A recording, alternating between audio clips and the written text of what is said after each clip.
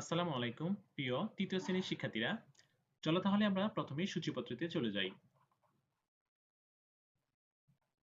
সূচিপত্রে রয়েছে অধ্যায়ের নম্বর, বিষয়বস্তু এবং পৃষ্ঠা।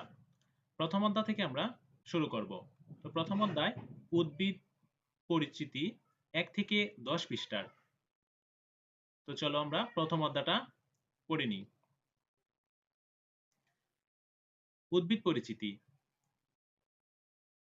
পৃথিবীতে নানান ধরনের জীব রয়েছে।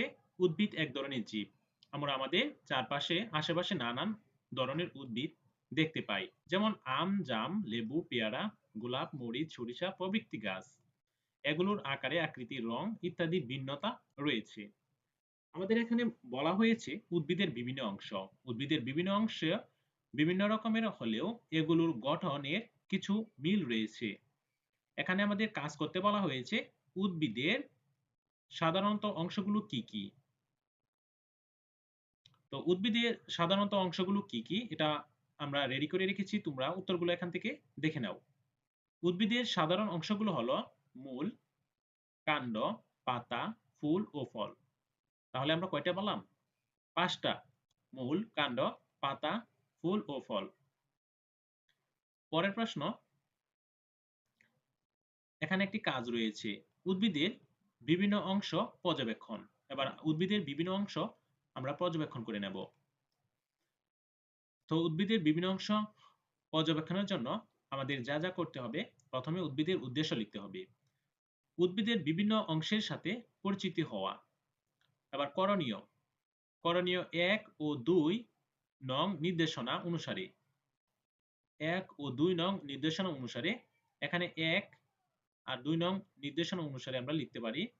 এখানে যা যা করতে হবে সেগুলো বলে দেওয়া হয়েছে। শ্রেণীকক্ষের বাইরে গিয়ে কিছু পরিচিতি গাছ, উদ্ভিদ ভালোভাবে পর্যবেক্ষণ করবা। নিজেদের খাতায় একটি পরিচিত উদ্ভিদের ছবি আঁকি। ছবিতে গাছের প্রত্যেকটি অংশের নাম লিখি। নিজের আঁকা ছবিটি সহপাঠীর আঁকা ছবির সঙ্গে তুলনা করি।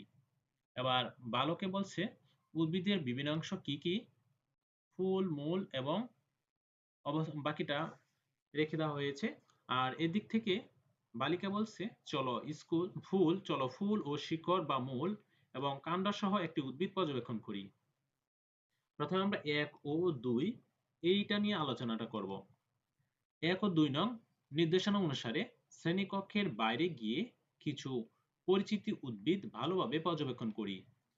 পর্যবেক্ষণকৃত উদ্ভিদগুলোর মধ্য থেকে একটি গোলাপ গাছের ছবি এঁকে বিভিন্ন অংশের নাম লিখি। তো আমি এই যে একটা গোলাপ গাছ, এটার একটা ছবি কালেক্ট করেছিলাম। তো দেখো, এটা হচ্ছে ফুল, এটা হচ্ছে ফুল।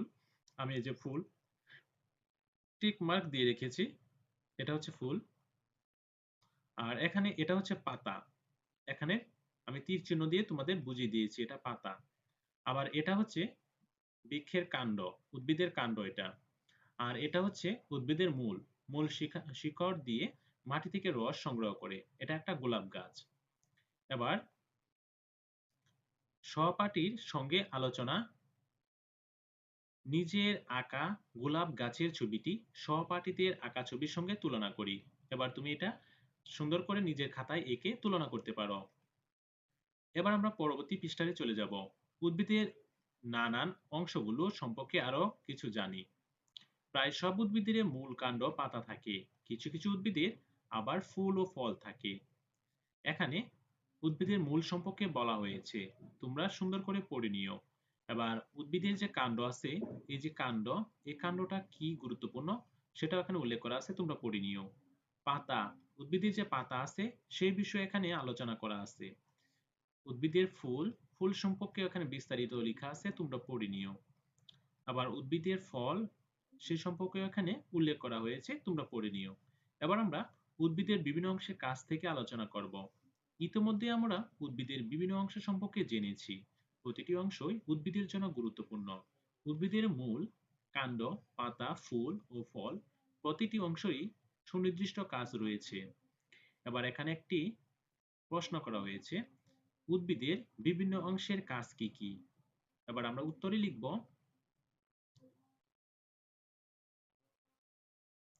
উদ্ভিদের বিভিন্ন অংশের কাজ নিচে উল্লেখ করা হলো। মূল, প্রথমে হচ্ছে মূল। মূল শিকড় মাটি থেকে পানি, পুষ্টির উপাদান শোষণ করে কাণ্ডের দিকে পরিবাহিত করে এবং মাটির সাথে উদ্ভিদের কে আটকে রাখতে সাহায্য করে। কাণ্ড, কাণ্ড উদ্ভিদের প্রয়োজনীয় পানি, খনিজ লবণ ও খাদ্য দেহের বিভিন্ন অংশে পৌঁছে দেয়। এছাড়াও কাণ্ড উদ্ভিদের শাখা প্রশাখা, পাতা, ফুল ও ফল ধারণ করতে সাহায্য করে। এবার হচ্ছে পাতা। পাতা উদ্ভিদের বৃদ্ধির জন্য সূর্যের আলোতে কার্বন ডাই অক্সাইড ও পানির সাহায্যে খাদ্য তৈরি করে। এছাড়া উদ্ভিদ পাতা প্রাণীজগতের জন্য প্রয়োজনীয় অক্সিজেন বাতাসে ছেড়ে দেয়। ৪. ফুল। ফুল থেকে উদ্ভিদের বীজ উৎপন্ন হয়। এই এবার হচ্ছে ফল। ফল উদ্ভিদের বীজ ধারণ করে। এ বীজ থেকে পরবর্তীতে নতুন চারা উৎপন্ন হয়। এই হচ্ছে উদ্ভিদের বিভিন্ন অংশের কাজ। এবার এখানে একটি কাজ রয়েছে। কাণ্ডের মাধ্যমে পানি পরিবহন পর্যবেক্ষণ করতে হবে। যা যা করতে হবে নিচে বলা হয়েছে। ১ নম্বরে বলা হয়েছে নিচে দেওয়া গাছের ছবি ভালোভাবে লক্ষ্য করি এবং কি পরিবর্তন হয় তা পর্যবেক্ষণ করি। ২ এ বলা হয়েছে পরিবর্তনের কারণ কি তা নিয়ে চিন্তা করি। ৩ নম্বরে বলা হয়েছে উদ্ভিদের কাণ্ড কিভাবে কাজ করে তা নিয়ে সহপাঠীদের সঙ্গে আলোচনা করি। এখানে দুইটি উদ্ভিদ রয়েছে, একটি লাল রঙের এবং একটি সবুজ রঙের। ৬ থেকে ৭ ঘন্টা পর। আচ্ছা, লাল রঙের পানি কি গাছের পাতায় আসবে? হ্যাঁ, গাছের পাতায় আসবে। পেপেরোমিয়া গাছের ক্ষেত্রে একটি বাইরে থেকে সহজে বোঝা যাবে, তবে অন্যান্য গাছের ক্ষেত্রে এটি বোঝা বেশ কঠিন। তো চলো আমরা এটার সমাধানটা করে নিই। প্রথমে কাণ্ডের মাধ্যমে পানি পরিবহন পর্যবেক্ষণ।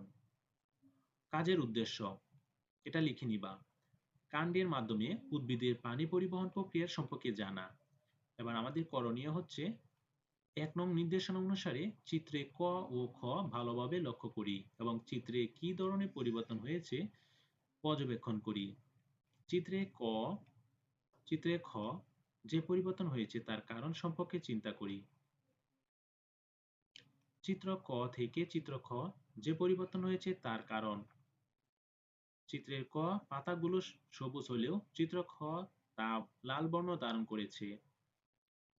আমরা জানি গাছ তার কাণ্ডের মাধ্যমে প্রয়োজনীয় পানি দেহে বিভিন্ন অংশে পৌঁছে দেয়। চিত্রে ক এর বোতলে থাকা লাল রঙের পানি কাণ্ডের মাধ্যমে বিভিন্ন অংশে পৌঁছে, কারণ চিত্রে খ এর সবুজ পাতার গুলো লাল বর্ণ ধারণ করেছে। সুতরাং কাণ্ডের মাধ্যমে পানি উদ্ভিদের বিভিন্ন অংশে পরিবাহিত হয়। এবার ৩ নির্দেশনা অনুসারে গাছের কাণ্ডের এই কাজ সম্পর্কে সহপাঠীদের সাথে আলোচনা করতে বলা হয়েছে। আলোচনা। কাণ্ড একটি উদ্ভিদের শাখা প্রশাখা, পাতা, ফুল ও ফল ধারণ করে রাখে। কাণ্ডের মাধ্যমে উদ্ভিদ তার প্রয়োজনীয় পানি, পুষ্টি উপাদান দেহের বিভিন্ন অংশে পৌঁছে দেয়। কাণ্ড ব্যতীত পানি ও পুষ্টির উপাদান উদ্ভিদের বিভিন্ন অংশে পৌঁছাতে পারবে না, ফলে পানি ও পুষ্টির উপাদানের অভাবে গাছ মারা যাবে। এই হচ্ছে কাণ্ডের মাধ্যমে পানি পর্যবেক্ষণের নমুনা। প্রিয় শিক্ষার্থীরা, আজকের ক্লাসে তোমাদের এ পর্যন্তই আলোচনা। পরবর্তী ক্লাসে আমরা পরবর্তী পৃষ্ঠা থেকে আলোচনা করব। তো পরবর্তী ক্লাসের আমন্ত্রণ জানিয়ে আজকের ক্লাসটি এখানে শেষ করতে যাচ্ছি। সবাই ভালো থাকো, সুস্থ থাকো। আল্লাহ হাফেজ।